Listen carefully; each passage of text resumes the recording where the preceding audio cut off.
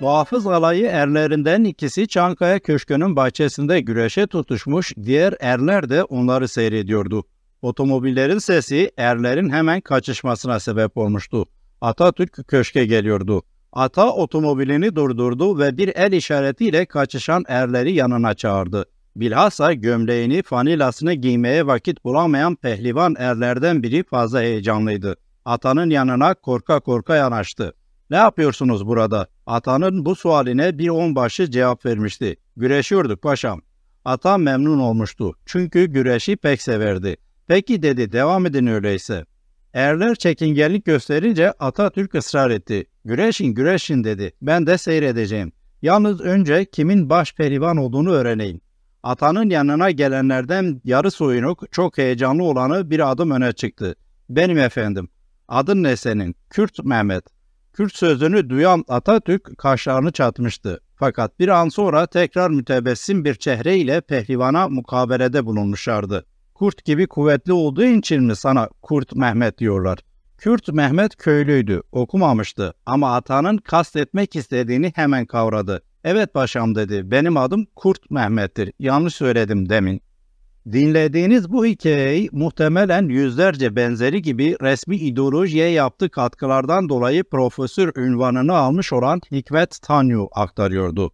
1930'lu yıllarda geçen bu olay ilk bakışta 1934'te baskısı yapılan Askerin Ders kitabında yer aldığı şekliyle eğitilen askerlere her şeyden önce dikte ettirilen aslında olağan bir hususu hatırlatabilir. Sonuçta Kürt Mehmet de bir askerdi ve öncelikle şunu bilmesi gerekiyordu.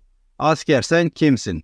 Sen Türksün. 12 bin yıl evvelinde yeryüzünün başka milletleri mağaralarda, taş kovuklarında yaban adamları gibi yaşarken senin dedelerin Orta Asya denilen ana yurdunun göbeğinde kurdukları şehirlerde yaşar, altın başlı kargısı, gümüş bezeli terkisiyle arrar sulandırır, gözler kamaştırırdı. Yeryüzüne şenliği, medeniyeti senin ataların verdi.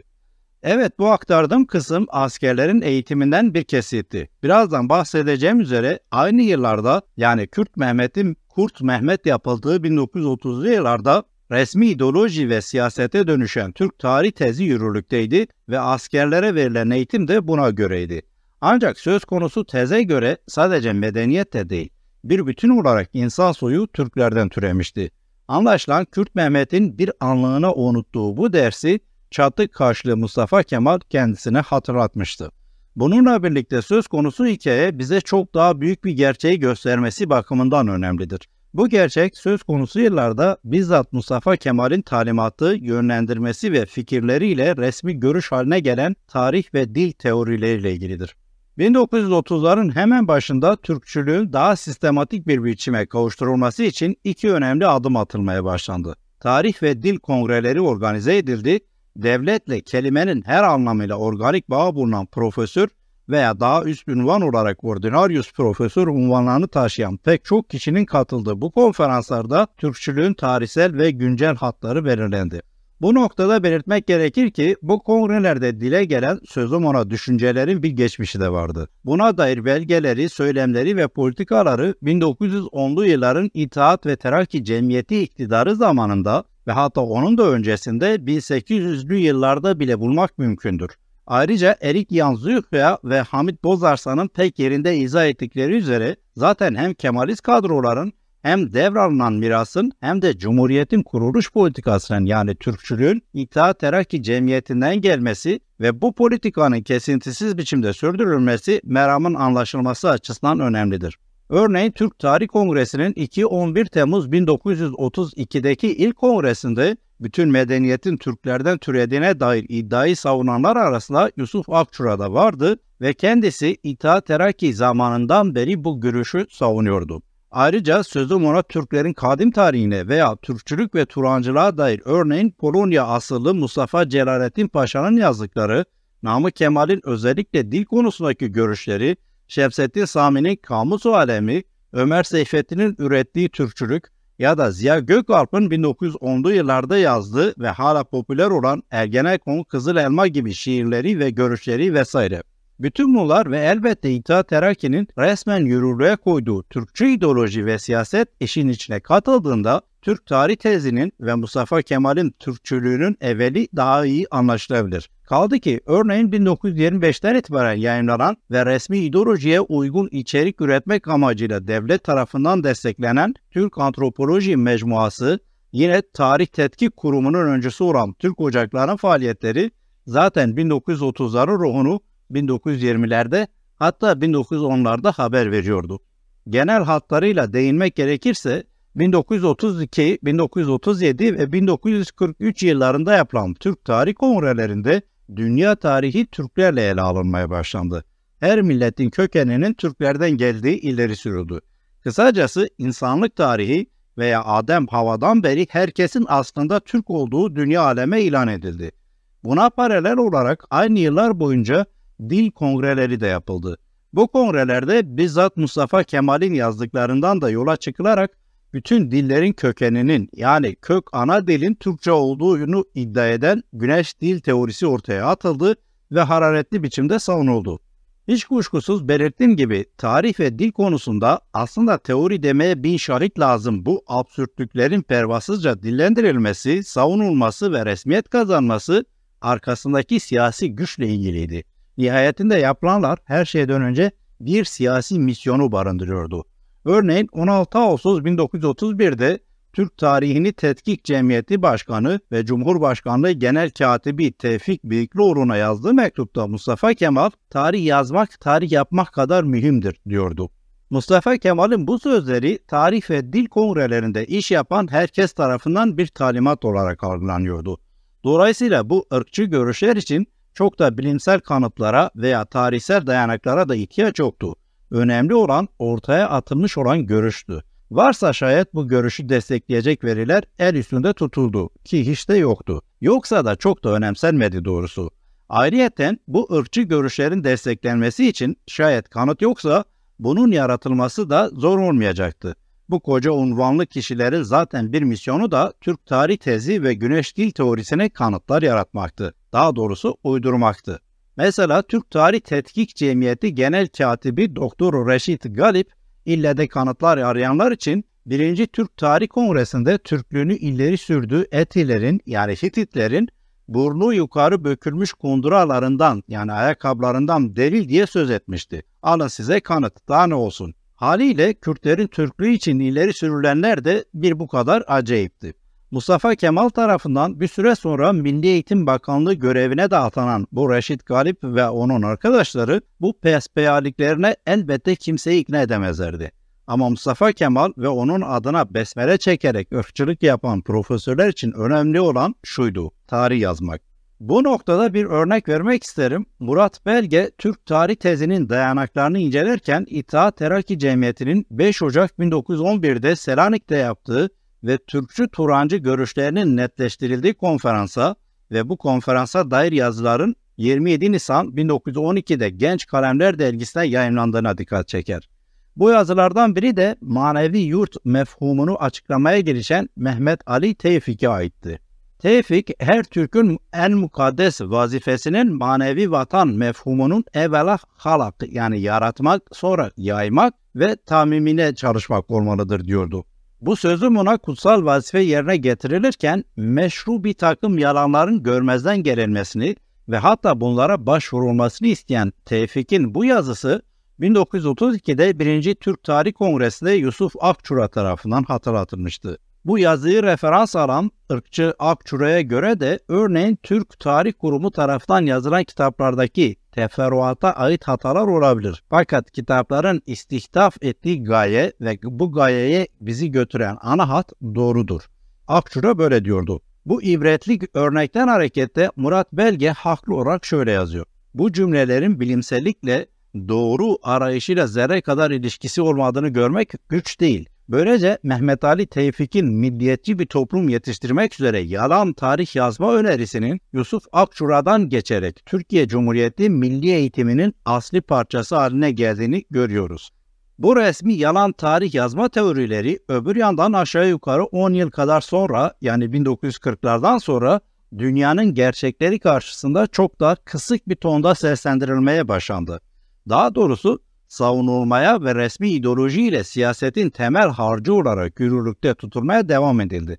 Ancak dış dünyaya karşı örneğin 1930'lu yıllardaki gibi çok da hamasi, çığırtkan ve kendinden emin biçimde seslendirilmedi. Bu noktada belirtmek isterim ki hem tarih hem de dil teorisi konusunda bence en dikkate değer husus şuydu: Türklüğün ve Türkçenin Ari kökeninin bir dönem boyunca çığırtkanca ileri sürülmesi ve yine bizatihi bu köken iddiasından dolayı bu görüşlerin bir süre sonra ise bir nebze de olsa sessizliğe terk edilmesiydi.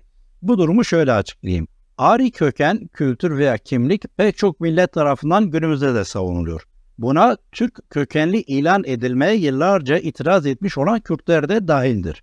Özellikle Hint-Avrupa dil ailesinden yola çıkılarak Ari kökeninin savunulduğu söylenebilir. Bu noktada Celadet Ali Bedirhan'ın konuyla ilgili bir notunu da paylaşmadan geçmemeliyim. Bedirhan 1934'te yazdığı bir yazısında birkaç seneden beri Cumhurbaşkanlığı kararıyla Türklerin de Ari yapıldığını belirttikten sonra ekliyordu.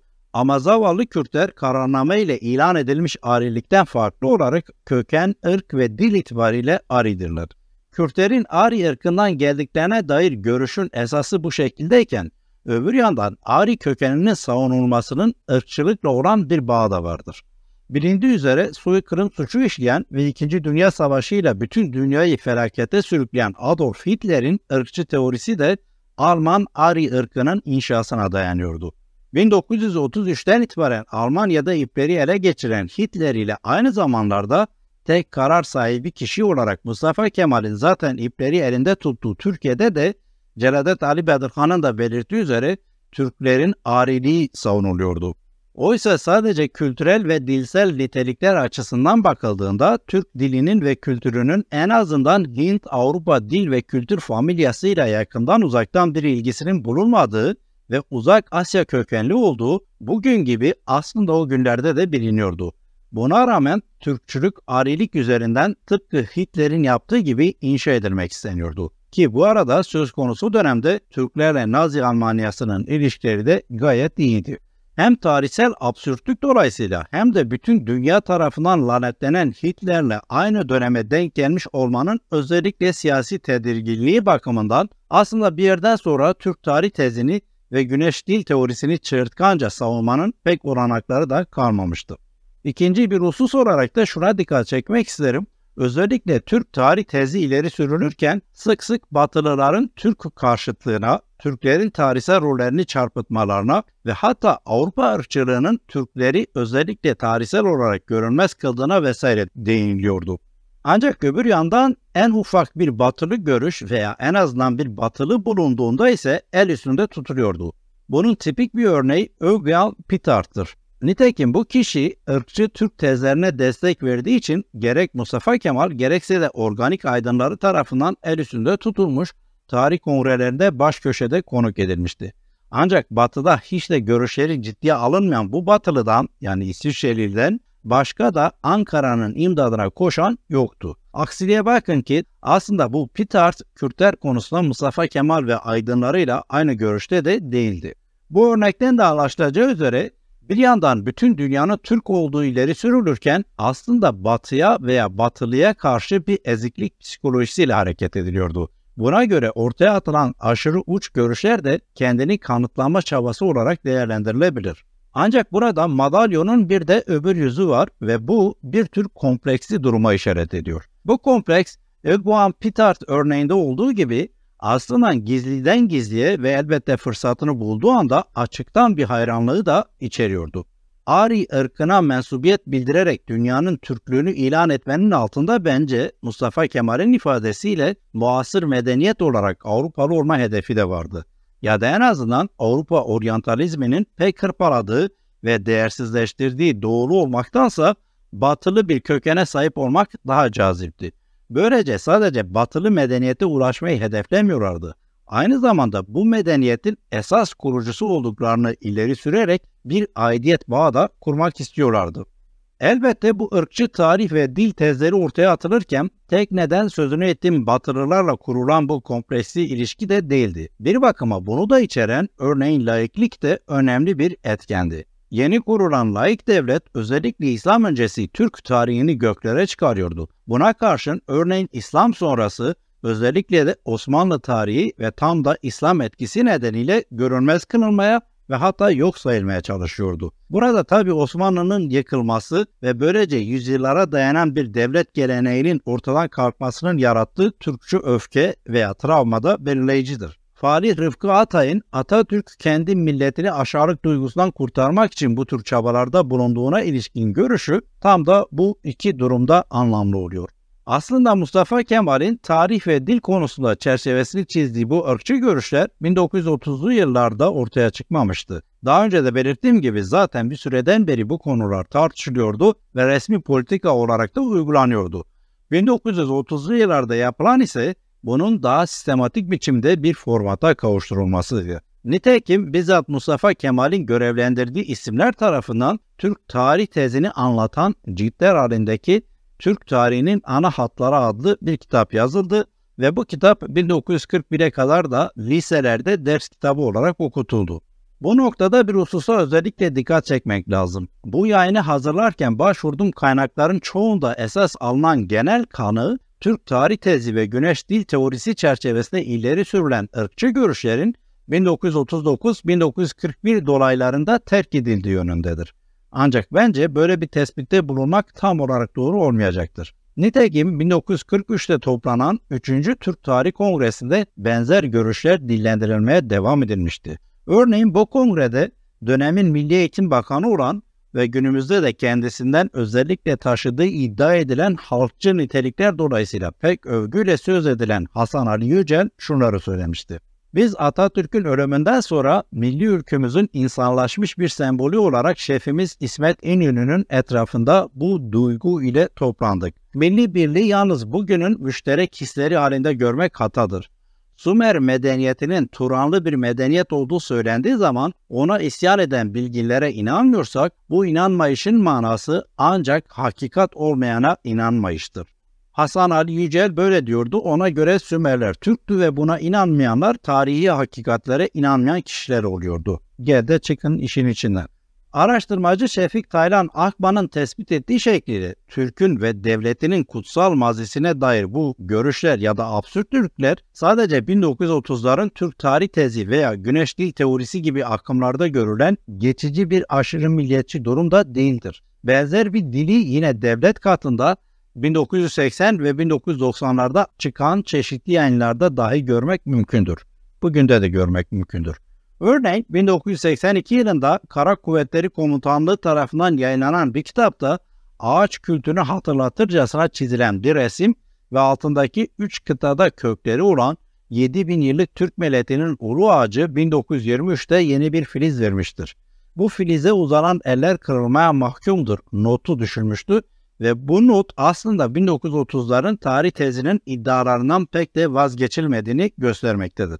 Yine 1990 yılında Milli Güvenlik Kurulu Sekreterliği yayınları tarafından yayınlanan Devletin Kavram ve Kapsamı adlı kitapta da devletin varoluşunun kutsal olanı ile bağlantılandırıldığı göze çarpar.